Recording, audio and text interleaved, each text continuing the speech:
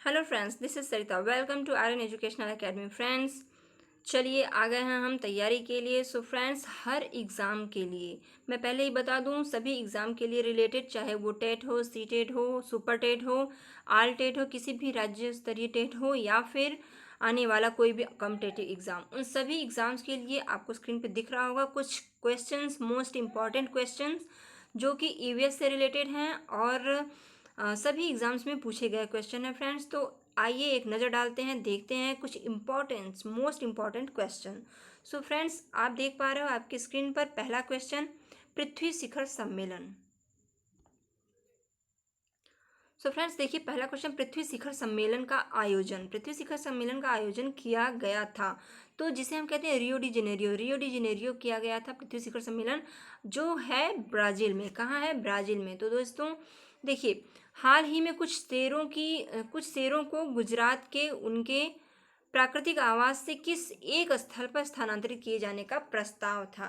देखो, शेरों की बात जब हो, गुजरात के उनके प्राकृतिक आवास से किए गए स्थल पर स्थानांतरित किए जाने का प्रस्ताव था, तो वो क्या था?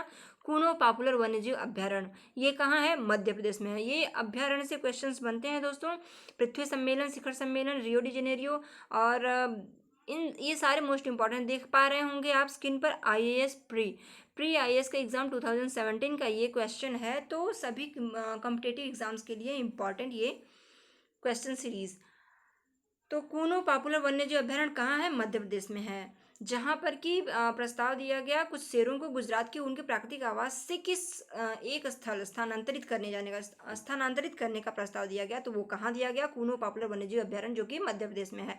एजेंडा 21 में कितने समझौते हैं? एजेंडा 21 आप समझ पाएंगे। एजेंडा 21 में कुल 4 समझौते हुए हैं। देखिए, यूपीपीएससी प्री का एग्जाम है, ये प्री एग्जाम के का क्वेश्चन है ये। अंटार्कटिका में भारत के पहले एवं दूसरे शोध केंद्र का क्या नाम है? पहले और दूसरे शोध केंद्र की बात की जा रही है दोस्तों। देखिए, दक्षिण गंगोत्री और मैत्री। पहले और दूसरे की बात करें तो दक्षिण गंगोत्री और मैत्री। तो ये कहाँ है? अंटार्कटिका में भारत के पहले और दूसरे शोध केंद्र का नाम है। अंटार्कटिका में भारत की तृतीय शोध केंद्र। अब देखिए, तृतीय शोध केंद्र की बात हो रही है। तृतीय शोध केंद्र का नाम है भारती। राष्ट्रीय गंगा नदी बेसिन प्राधिकरण का गठन, राष्ट्रीय गंगा नदी बेसिन प्राधिकरण का गठन किया गया, तो कब किया गया? फरवरी 2009 में किया गया। ये भी यूपीपीएससी में मेंस में पूछा गया एग्जाम में 2010 का। केंद्रीय बजट, देखिए बजट से, केंद्रीय बजट 2014 में समन्वित गंगा संरक्षण अभियान को कहा गया है, तो क्या कहा गया है? नमामि गंगे। नमामि गंगे जो केंद्रीय बजट में नमामि गंगे 2014 में समन्वित गंगा संरक्षण अभियान को कहा गया। पेयजल में संख्या प्रदूषण सर्वाधिक है। देखिए, पेयजल में संख्या प्रदूषण सर्वाधिक है, तो ये कहाँ है? तो ये कोलकाता में है।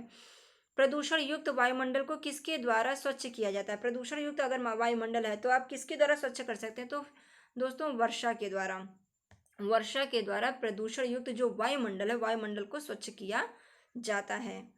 Water prevention and control of pollution cess act लागू किया गया, तो ये एक्ट कब लागू किया गया? 1977 में। देखिए, ये यूपी आरओ और एआरओ, सहायक समीक्षा अधिकारी और सहायक समीक्षा अधिकारी, आरओ और एआरओ में मेंस में पूछा गया एग्जाम है।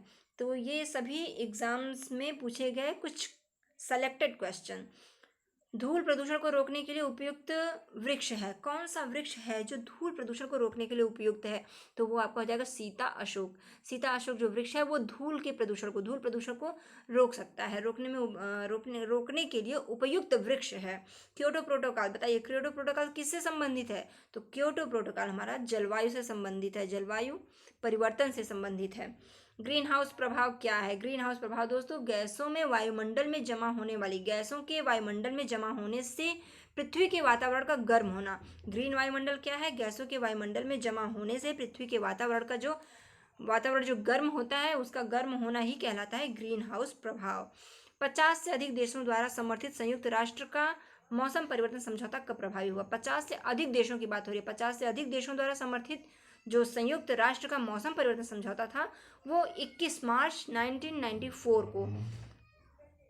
झारखंड का राजकीय फूल कौन सा? झारखंड का राजकीय फूल, देखिए राजकीय फूल की बात हो रही है तो पलाश झारखंड का राजकीय फूल है, और झारखंड की ही पीसीएस की परीक्षा में ये क्वेश्चन बना था। तो भारत में प्रतिशत में अधिकतम वन क्षेत्र, भारत में प्रतिशत में अधिकतम वन क्षेत्र कहाँ है, तो वो मिजोरम में है, 86%। ग्रीन पीस क्या है? Next question friends, green peas क्या है? ग्रीन पीस जो है पर्यावरण समर्थकों का एक अंतर्राष्ट्रीय संगठन है। ग्रीन पीस एक अंतर्राष्ट्रीय संगठन है, किसका? पर्यावरण समर्थकों का। पूर्वी घाट और पश्चिमी घाट का मिलन स्थल है, पूर्वी घाट और पश्चिमी घाट का मिलन स्थल है जो, वो है आपका नीलगिरी। पूर्वी घाट और पश्चिमी घाट का मिलन स्थल नीलगिरी हो जाएगा। प्रसिद्ध पर्यावरणविद सुंदरलाल बहुगुणा किस काम के लिए जाने जाते हैं? मोस्ट इंपॉर्टेंट, हर एग्जाम में बनने वाला क्वेश्चन दोस्तों। प्रसिद्ध पर्यावरणविद सुंदरलाल बहुगुणा, ये चिपको आंदोलन से संबंधित है। किस काम के लिए जाने जाते हैं? चिपको आंदोलन के लिए जाने जाते हैं। छोटा नागपुर के जंगल हैं, छोटा नागपुर का जो जंगल है ये किस लिए जाना जाता है? छोटा नागपुर के जंगल जो है पतझड़ एवं सवाना के लिए जाने जाते हैं। पतझड़ और सवाना के, छोटा नागपुर के जंगल पतझड़ और सवाना है। राष्ट्रीय पर्यावरण शोध संस्थान स्थित है, मोस्ट इंपॉर्टेंट, अक्सर बनते हैं क्वेश्चन। राष्ट्रीय पर्यावरण शोध संस्थान नागपुर में स्थित है। यूपीपीएससी में देखिए प्री में पूछा गया एग्जाम 2014 का, biocarbon and initiative for sustainable, biocarbon and initiative for sustainable forest landscape का प्रबंधन कौन करता है? तो कौन करता है? विश्व बैंक करता है। देखिए आईएएस प्री एग्जाम में पूछा गया क्वेश्चन, विश्व बैंक करता है। हरियाली योजना संबंधित है, हरियाली योजना जो है जल प्रबंधन से संबंधित है, हरियाली योजना जल प्रबंधन से संबंधित है। उर्वरक के अधिक प्रयोग से क्या होता है? उर्वरक जब अधिक यूज किए जाते हैं खेतों में तो उससे क्या होता है? तो खेतों में यूज की जाती है तो मृदा प्रदूषण बिल्कुल होगा, लेकिन इनके साथ साथ जल प्रदूषण भी होता है, क्योंकि खेतों में जब जल डाला जाता है तो उर्वरक का प्रयोग किया जाता है तो बहकर जो जल जाता है अन्य जलों में, तो वहां से जल प्रदूषण होता है और वायु प्रदूषण। ये तीनों प्रदूषण होते हैं उर्वरक के अधिक यूज करने से। पेरिस में कौन सा संयुक्त राष्ट्र जलवायु परिवर्तन सम्मेलन हुआ? पेरिस में कौन सा संयुक्त राष्ट्र जलवायु परिवर्तन, तो संयुक्त राष्ट्र जलवायु सम्मेलन जो हुआ वो 21वां हुआ। कहाँ हुआ? पेरिस में हुआ। फर्स्ट रिवीजन है दोस्तों, चलिए एक लाइन में हम पढ़ते हैं फटाफट और आप देखते जाइए। देखने का समय नहीं है तो ईयरफोन लगा के सुनते जाइए, बट बने जरूर रहिएगा। ये सारे क्वेश्चन इंपॉर्टेंट है, 2 से 3 बार सुनने पे आपके सारे क्वेश्चन जो हैं माइंड में फिट हो जाने हैं और इंपॉर्टेंट क्वेश्चन है। तो फ्रेंड्स सुनते रहिएगा, देखते रहिएगा। आर्यन एजुकेशनल अकेडमी सब्सक्राइब कर लीजिए अभी।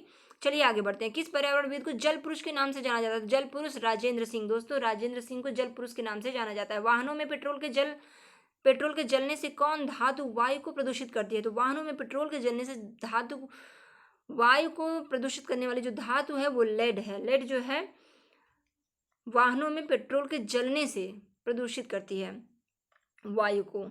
रियो 20 घोषणा पत्र का शीर्षक क्या था? रियो 20 घोषणा पत्र जो था उसका शीर्षक क्या था? The future we want. अब देख रहे हैं दोस्तों ये कब का क्वेश्चन है? ये देखिए छत्तीसगढ़ पीसीएस एग्जाम का क्वेश्चन है।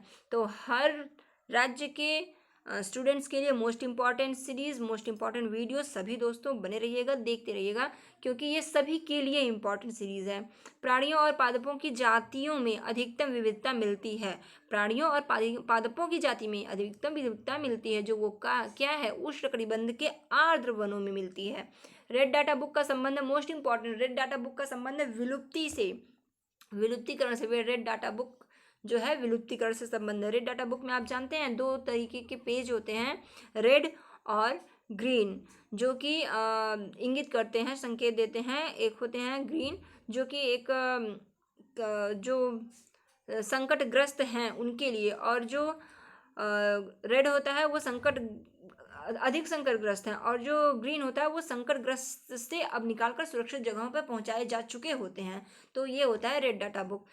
तो विलुप्ति के संकट से ग्रस्त जीव जंतुओं के लिए यहाँ पे आप देख पा रहे हैं। देखिए सबसे लंबा जीवित वृक्ष है, कौन सा वृक्ष है जो जीवित वृक्ष है और सबसे लंबा है? तो सिकुआ वृक्ष जो जीवित वृक्ष और सबसे लंबा वृक्ष माना जाता है। भारत में पाए जाने वाले हॉटस्पॉट, भारत में कौन कौन से हॉटस्पॉट पाए जाते हैं? तो पूर्वी हिमालय श्रृंखला एवं पश्चिमी घाट, ये हॉटस्पॉट की श्रेणी में आते हैं जो कि भारत में पाए जाते हैं।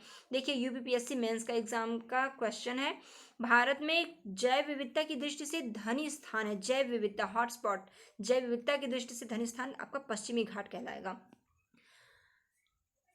डुगोंग नामक समुद्री जीव जो कि विलोपन की कगार पर स्थित है। तो डुगोंग नामक समुद्री जीव विलोपन की कगार पर स्थित है। आगे देखते हैं, चलिए। भारतीय राष्ट्रीय जैव विविधता प्राधिकरण स्थापित किया गया है 2003 चेन्नई में। भारतीय राष्ट्रीय जैव विविधता प्राधिकरण स्थापित किया गया है 2003 में। कहाँ किया गया? चेन्नई में किया गया। भारत में गिद्धों की कमी का अत्यधिक प्रमुख कारण क्या है? दोस्तों, आपने सुना होगा, कई बार ये क्वेश्चन में बने हुए हैं कि गिद्धों की कमी जो हो रही है वो क्यों हो रही है, तो सबसे अधिक इसका कारण क्या हो सकता है? तो जो जानवरों को दर्द निवारक दी जाती है एक दवा जिसको बोलते हैं डाइक्लोफेनेक सोडियम, तो ये कारण है जिसके कारण गिद्ध आज नहीं है, अत्यधिक उनकी कमी हो गई है। मॉरिशस में एक वृक्ष प्रजाति प्रजनन में असफल रही क्योंकि एक फल खाने वाला पक्षी विलुप्त हो गया। वो डोडो पक्षी था। मॉरिशस की बात है ये। मॉरिशस में एक वृक्ष प्रजाति प्रजनन में असफल रही क्योंकि यह फल खाने वाला पक्षी, मतलब वो फल खाकर वो पक्षी जब वो बीज गिराता था तब वो वृक्ष जो है पनपते थे, लेकिन वो पक्षी जो डोडो पक्षी था वो पक्षी ही विलुप्त हो गया, जिसके कारण ये वृक्ष प्रजाति विलुप्त हो गई है। सबसे स्थायी पारिस्थितिक तंत्र है तो समुद्र है। सबसे स्थायी पारिस्थितिक तंत्र की बात की जाए तो हमारा समुद्र है। पारिस्थितिक तंत्र में तत्वों के चक्र को क्या कहते हैं? पारिस्थितिक तंत्र में तत्वों के चक्र को भू जैव रासायनिक चक्र, जैव भू रासायनिक चक्र कहते हैं। जीव भार का पिरामिड किस पारितंत्र में उलट जाता है? देखिए, जीव भार का जो पिरामिड होता है पारितंत्र, तालाब ऐसा है जीव भार का पिरामिड जिसमें वो उल्टा हो जाता है। समुद्री वातावरण में मुख्य प्राथमिक उत्पादक होते हैं। समुद्री वातावरण में मुख्य प्राथमिक उत्पादक जो होते हैं फाइटोप्लैंक्टस, फाइटोप्लैंक्टॉन्स होता है, फाइटोप्लैंक्टॉन्स। इको मार्क उन भारतीय उत्पादों को दिया जाता है जो पर्यावरण के प्रति मैत्रीपूर्ण हो। देखिए, इको मार्क की बात हो रही है, जो पर्यावरण के प्रति मैत्रीपूर्ण होते हैं वहां पे इको मार्क दिया जाता है। हिमालय पर्वत प्रदेश जाति विविधता की दृष्टि से अत्यंत समृद्ध है। इस समृद्धि के लिए कौन सा कारण सबसे उपयुक्त है? सबसे उपयुक्त क्या कारण है जिससे हिमालय पर्वत प्रदेश को जाति विविधता की दृष्टि से अत्यंत समृद्ध माना जाता है? तो वो यह विभिन्न जीव भौगोलिक क्षेत्रों का संगम है। यहाँ पर विभिन्न जीव भौगोलिक क्षेत्रों का मिलन है, संगम है, इसीलिए माना जाता है। बलुई और लवणी क्षेत्र एक भारतीय पशु जाति का प्राकृतिक आवास है। उस क्षेत्र में उस पशु के कोई परभक्षी नहीं है, किंतु आवास ध्वंस होने के कारण उसका अस्तित्व खतरे में है। तो यह पशु कौन सा हो सकता है? देखिए दोस्तों, यह पशु जो है भारतीय वन्य गधा है। जुगाली करने वाले पशुओं से जिन ग्रीन हाउस गैस का निस्सारण होता है वह है मीथेन है। दोस्तों, मोस्ट इंपॉर्टेंट, जुगाली करने वाले पशुओं से, धान के खेती से, दलदल वाली भूमि से मीथेन निकलता है। तो मीथेन कहाँ कहाँ से मिलता है आपको? दलदल वाली जमीन से, जुगाली करने वाले पशुओं से और धान के खेत से मिलता है कौन सी गैस? मीथेन। भारत में अति सघन वनों का सर्वाधिक क्षेत्र जिस राज्य में पाया जाता है वह राज्य अरुणाचल प्रदेश। अति सघन वनों का मतलब सर्वाधिक वन क्षेत्र हैं अरुणाचल प्रदेश से, और घने हैं, अति सघन हैं। चलिए आगे बढ़ते हैं। बुंदाला जीवमंडल आरक्षित क्षेत्र जो हाल ही में यूनेस्को के मानव तथा जीवमंडल तंत्र में सम्मिलित किया गया है वह कहाँ स्थित है? तो वो श्रीलंका में स्थित है। बुंदाला जीवमंडल आरक्षित क्षेत्र श्रीलंका, जो हाल ही में यूनेस्को के मानव तथा जीवमंडल तंत्र में सम्मिलित किया गया। याद कीजिएगा, हाल ही में यूनेस्को के मानव तथा जीवमंडल तंत्र में सम्मिलित किया गया है बुंदाला जीवमंडल, जो कि आरक्षित क्षेत्र है श्रीलंका का। भारत में कौन नवीकरणीय ऊर्जा स्रोत सर्वाधिक संभाव्यता वाला है? तो सौर शक्ति। सर्वाधिक संभाव्यता वाला ऊर्जा स्रोत है सौर शक्ति। अपने प्रदूषकों के कारण कौन सी नदी जैविक मरुस्थल कहलाती है? जैविक मरुस्थल कहलाने वाली नदी जो कि अपने प्रदूषकों के कारण जैविक नदी कहलाती है, जैविक मरुस्थल नदी कहलाती है, वो है हमारी दामोदर घाटी नदी। भारत में सबसे बड़ा बाघ आवास पाया जाता है आंध्र प्रदेश में नागार्जुन श्री शैलम। आंध्र प्रदेश नागार्जुन श्री शैलम में पाया जाता है क्या? सबसे बड़ा भारत का बाघ आवास क्षेत्र। बीटी कपास जैसी किसी अनुवांशिक रूपांतरित फसल की पैदावार के लिए जिस अनुवांशिकी प्रौद्योगिकी अनुमोदन समिति की अनुमति लेनी पड़ती है वो क्या है? वह किसके अधीनस्थ है? तो वह पर्यावरण एवं वन मंत्रालय के अधीनस्थ है। भारत में केंद्रीय गंगा प्राधिकरण की स्थापना कब की गई थी? केंद्रीय गंगा प्राधिकरण की स्थापना 1985 में, 1985 में की गई थी। भारत में केंद्रीय गंगा प्राधिकरण की स्थापना। राष्ट्रीय गंगा बेसिन प्राधिकरण की स्थापना, देखिए भारत में बात की गई केंद्रीय गंगा प्राधिकरण स्थापना तो ये 1985 में, लेकिन यहाँ पे क्वेश्चन थोड़ा चेंज है। राष्ट्रीय गंगा बेसिन प्राधिकरण की स्थापना कब हुई? ये फरवरी 2009 में हुई। तो ध्यान दीजिएगा, इन दोनों क्वेश्चन में थोड़ी सी समानता के साथ साथ थोड़ा परिवर्तन है, थोड़ा मतलब अंतर भी है, डिफरेंस भी है।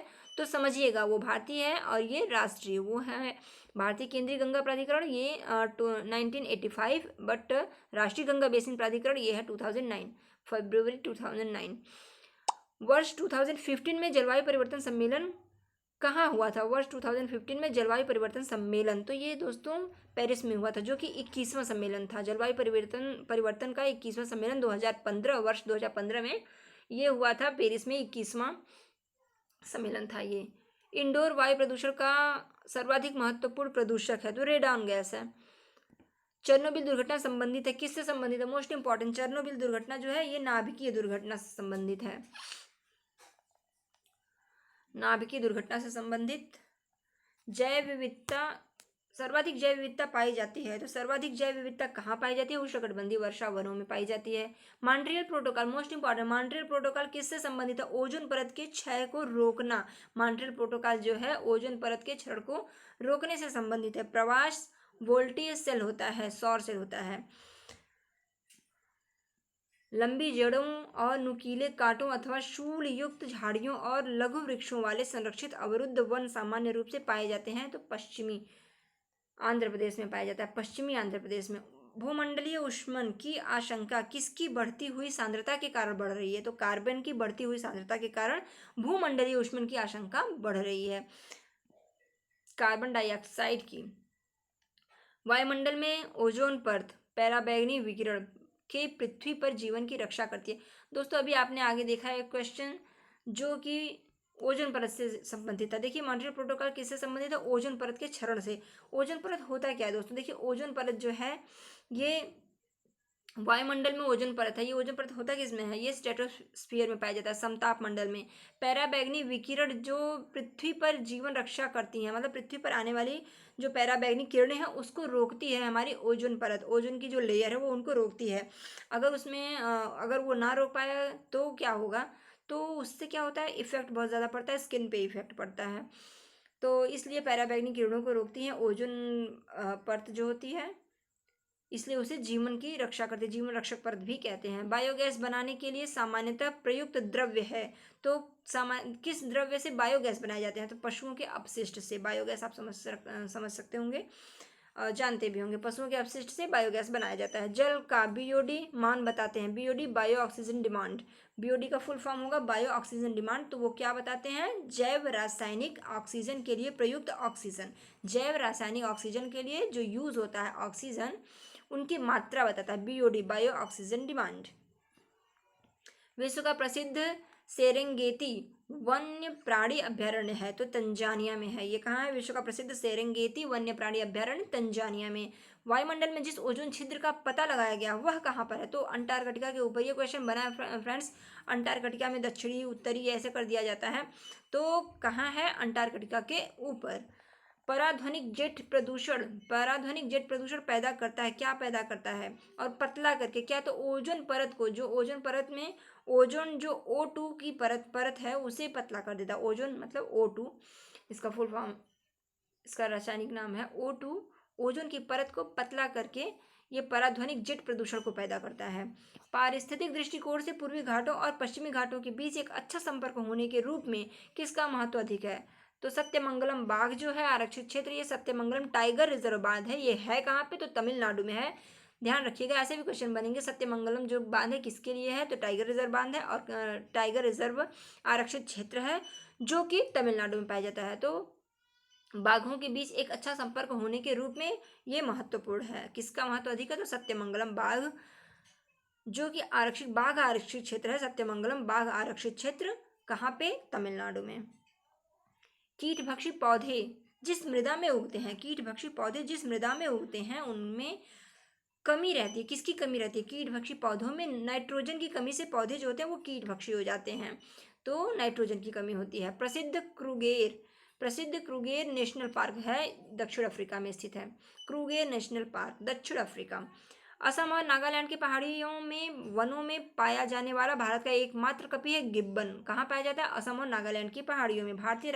भारतीय पक्षियों में कौन सा अत्यधिक संकटापन्न किस्म का है? अत्यधिक संकटापन्न भारतीय पक्षियों की बात की जाए तो ग्रेट इंडियन बस्टर्ड, ये पक्षी जो है सबसे अधिक संकटापन्न है।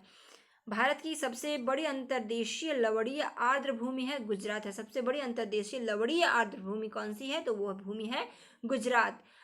पारिस्थितिकी निकाय में ऊर्जा का प्राथमिक स्रोत, पारिस्थितिकी निकाय में ऊर्जा का प्राथमिक स्रोत है सौर ऊर्जा। कौन सा आहार श्रृंखला का सही क्रम है, देखिए श्रृंखला का सही क्रम डाइटम, क्रेस्टेशियाई और हेरिंग, ऐसे ही सही क्रम बनता है, पहले डाइटम फिर क्रेस्टेशियाई फिर हेरिंग। निम्नलिखित वृक्षों में कौन पारिस्थितिकी मित्र नहीं है, पारिस्थितिकी मित्र नहीं है, यूकेलिप्टस, ये यूकेलिप्टस जो होता है वो हानिकारक होता है, ये पारिस्थितिक मित्र नहीं है। पारिस्थितिकी तंत्र में डीडीटी का समावेश होने के बाद किस एक जीव में उसका संभवतः अधिकतम सांद्रण प्रदर्शित होगा, तो सांप। पारिस्थितिक तंत्र में डीडीटी का समावेशन होने के बाद एक जीव है, कौन सा जीव है, सांप है। सांप में उसका संभवतः अधिकतम सांद्रण प्रदर्शित होगा। दो भिन्न समुदायों के बीच का संक्रमित क्षेत्र कहलाता है, तो इकोटोन। दो भिन्न समुदायों के बीच का जो संक्रमित क्षेत्र होता है वो इकोटोन कहलाता है। घास स्थलों में वृक्ष पारिस्थितिकी अनुक्रमण के अंश के रूप में किस कारण घासों को प्रतिस्थापित नहीं करते, तो जल की सीमाओं एवं आग के कारण घास स्थलों में वृक्ष जो है पारिस्थितिकी अनुक्रमण के अंश के रूप में जल की सीमाओं एवं आग के कारण घासों को प्रतिस्थापित नहीं करते। जैव विविधता का अर्थ एक निर्धारित क्षेत्र में विभिन्न प्रकार के पादप एवं जंतु। जैव विविधता, जैव में विविधता, अनेक प्रकार के विविधता, जैव विविधता क्या है, एक निर्धारित क्षेत्र में विभिन्न प्रकार के पादप एवं जंतु। इसमें दोस्तों जैव में पादप और जंतु दोनों आ जाएंगे। अब यहाँ देखेंगे हम किसने सर्वप्रथम बायोडाइवर्सिटी शब्द का प्रयोग किया। बायोडाइवर्सिटी शब्द का यूज सर्वप्रथम किसने किया, तो Walter G Rosen. Walter G Rosen ने बायोडाइवर्सिटी शब्द का सर्वप्रथम प्रयोग किया। कोयला, पेट्रोल, डीजल आदि का दहन मूल स्रोत क्या है, तो वायु प्रदूषण का स्रोत है ये सभी चीज़ें। कोयला, पेट्रोल, डीजल, ये सब जो दहन होता है इनका ये सबसे मूल स्रोत है कि ये वायु प्रदूषण करते हैं। किस राज्य का समुद्री तट दक्षिण अमेरिका के विशाल ऑलिव रिडले जो कछुआ होता है उसका एक कछुओं के नीला स्थल के रूप में प्रसिद्ध हुआ है, तो वो है उड़ीसा भितरकनिका घाट जो होता है उड़ीसा में पाया गया है ये ऑलिव रिडले कछुआ। भारत में उपयुक्त पारिस्थितिकी संतुलन बनाए रखने के लिए वनाच्छादन हेतु न्यूनतम संस्तुत भूमि क्षेत्र है 33%। देखिए भारत में उपयुक्त पारिस्थितिकी तंत्र मतलब ये कह सकते हैं हम, थोड़ी सी क्लिष्ट भाषा है, तो भारत में मतलब परिस्थिति तंत्र को बनाए रखने के लिए संतुलित रखने के लिए एक जो मानक है वो उतना रहना चाहिए, तो उसके संतुलन के लिए ही सबसे ज़्यादा वनाच्छादन जो है न्यूनतम संस्तुति भूमि क्षेत्र कम से कम कितना होना चाहिए, सबसे ज़्यादा नहीं न्यूनतम कम से कम कितना होना चाहिए, तो 33% होना चाहिए। भारत में कितना है, 33% न्यूनतम संस्तुति भूमि क्षेत्र है, 33%। भारत की बात हो रही है। सर्वाधिक जैव विविधता पाई जाती है शांत घाटी में। जैव विविधता की बात हो तो शांत घाटी, ये शांत घाटी है कहाँ, सर्वाधिक जैव विविधता पाई जाती है शांत घाटी केरल में। स्वचालित वाहन निर्वातक का सबसे अविशाल धातु प्रदूषक है, तो लेड है। लेड है जो सबसे अविशाल धातु प्रदूषक है। स्वचालित वाहनों में यूज होता है तो लेड की मात्रा होती है जो सर्वाधिक होती है प्रदूषक। किस प्रजाति को विलुप्त माना जा सकता है जब वह अपने प्राकृतिक आवास में नहीं देखी गई हो। फ्रेंड्स 50 वर्ष से जिस भी प्रजाति को अगर ना देखा गया हो तो 50 वर्ष से विलुप्त अगर हो तो उन्हें विलुप्त माना जाता है। अगर वो नहीं दिखाई दे रहे हैं 50 वर्ष से कोई भी प्रजाति का हो तो उसे विलुप्त माना जाता है। क्या है इसका 50 वर्ष। वह कौन सा प्रथम भारतीय राज्य है जिसने प्लास्टिक की थैलियों के उपयोग पर पूर्ण रोक लगा दी है, तो हिमाचल प्रदेश ने प्लास्टिक की थैलियों के यूज पर पूर्ण रोक लगा दी है।